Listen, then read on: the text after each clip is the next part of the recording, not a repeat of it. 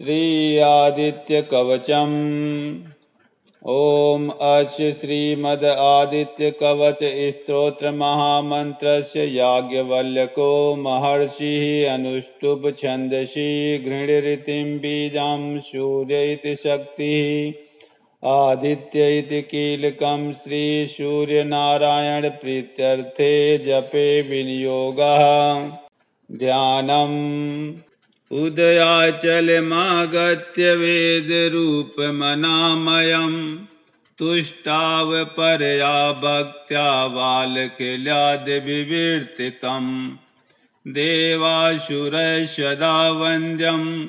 ग्रहस्य परिवेष्टितम् ध्यायन् स्तुवन् पठन् नाम यस्य सूर्यकवचं सदा गृणीः पातु शिरोदेशं सूर्यः फालं च पातु मे आदित्यो लोचने पातु श्रुति पातु प्रभाकरः घ्राणं पातु सदा भानुः अर्कः पातु मुखं तथा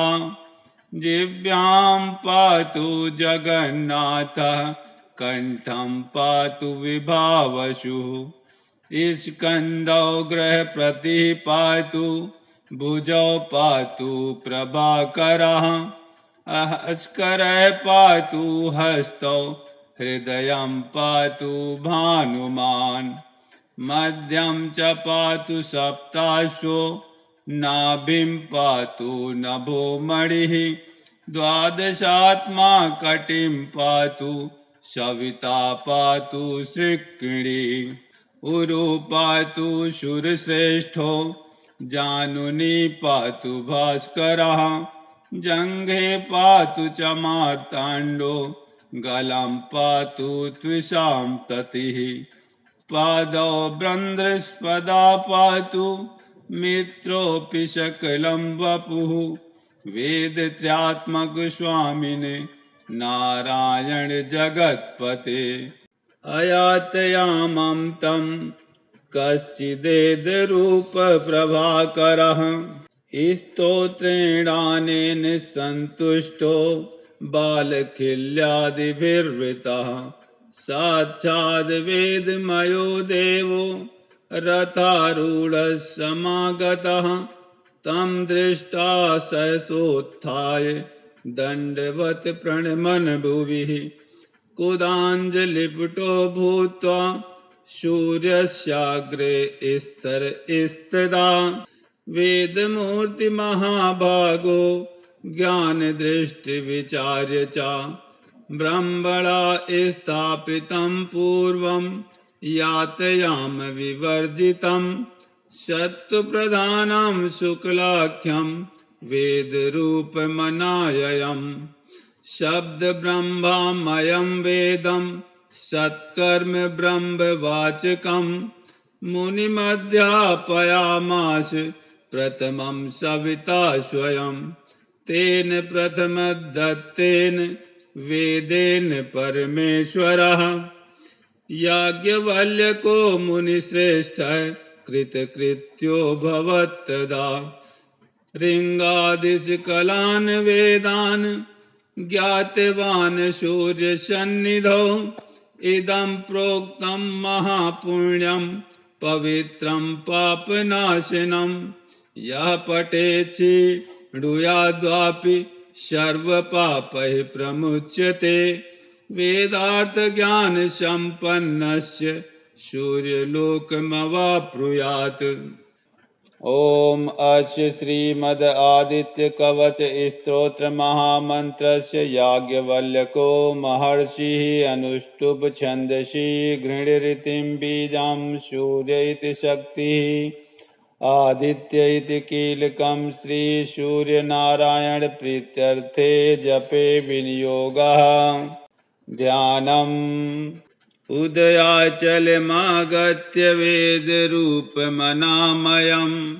तुष्टावपरया भक्त्या बालकिल्याद्विवर्तितम् देवासुरैः वन्द्यं ग्रहस्य परिवेष्टितम् ध्यायन् स्तुवन् पठन् नाम यस्य सूर्यकवचं सदा गृणीः पातु शिरोदेशं सूर्यः फालं च पातु मे आदित्यो लोचने पातु श्रुति पातु प्रभाकरः घ्राणं पातु सदा भानुः अर्कः पातु मुखं तथा जिह्वां पातु जगन्नाथः कंठं पातु विभावसुः स्कन्दौ गृहप्रति पातु भुजौ पातु प्रभाकरः अस्करः पातु हस्तौ हृदयं पातु भानुमान् मध्यं च पातु सप्ताश्वो नाभिं पातु नभो मणिः द्वादशात्मा कटिं पातु सविता पातु श्रीकृणी उरु पातु शूरश्रेष्ठो जानुनी पातु भास्करः जङ्घे पातु च मार्ताण्डो गलं पातु त्विषां ततिः पादौ ब्रन्द्रस्पदा पातु मित्रोऽपि सकलं वपुः वेदत्रयात्मक स्वामिने नारायण जगत्पते अयातयामं तं कश्चिदेद रूप प्रभाकरः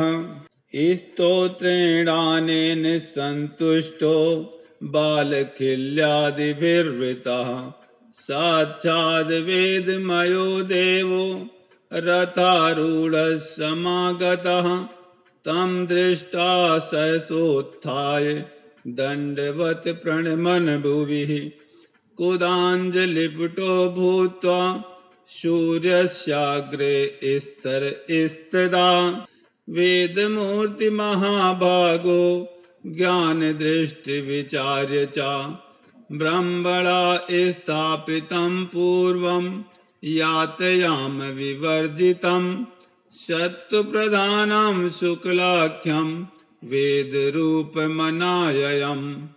शब्दब्रह्ममयं वेदं सत्कर्म ब्रह्मवाचकं मुनिमध्यापयामास प्रथमं सविता स्वयं तेन प्रथमदत्तेन वेदेन परमेश्वरः याज्ञवल्क्यो मुनिश्रेष्ठः कृतकृत्यो भवत्तदा ऋङ्गादिशकलान् वेदान् ज्ञातवान् सूर्यसन्निधौ इदं प्रोक्तं महापुण्यं पवित्रं पापनाशनं यः पठेत् शृणुयाद्वापि सर्वपापैः प्रमुच्यते वेदार्थज्ञानसम्पन्नस्य सूर्यलोकमवाप्नुयात्।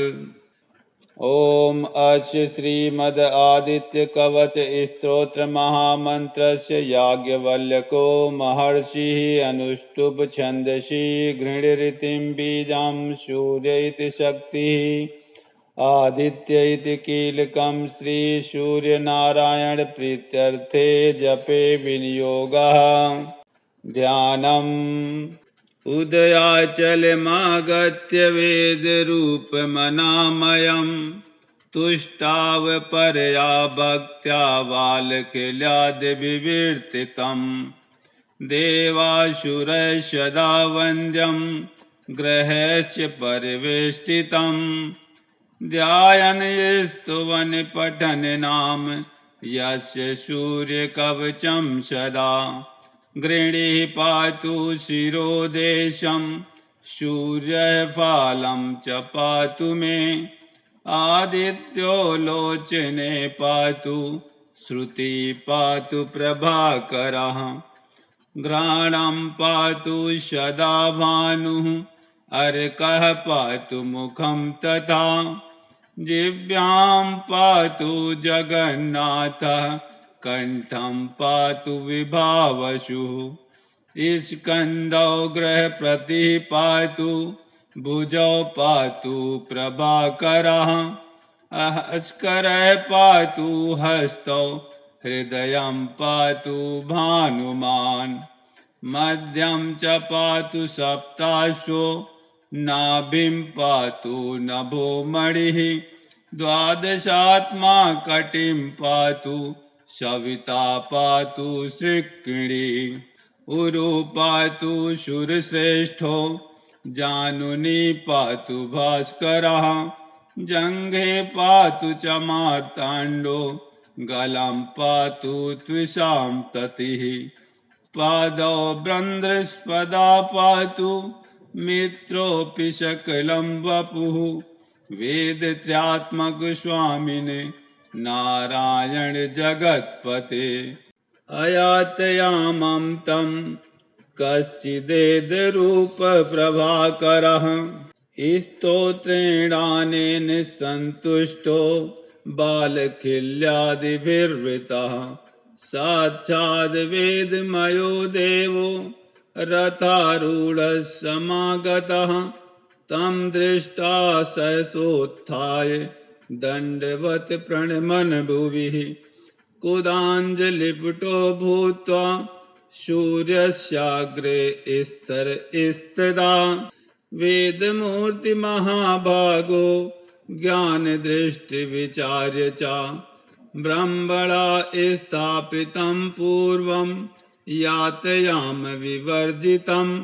सत्त्वप्रधानं शुक्लाख्यं वेदरूपमनाययम् शब्दब्रह्ममयं वेदं सत्कर्म ब्रह्मवाचकं मुनिमध्यापयामास प्रथमं सविता स्वयं तेन प्रथमदत्तेन वेदेन परमेश्वरः याज्ञवल्क्यो मुनिश्रेष्ठः कृतकृत्यो भवत्तदा ऋङ्गादिशकलान् वेदान् ज्ञातवान् सूर्यसन्निधौ इदं प्रोक्तं महापुण्यं पवित्रं पापनाशनं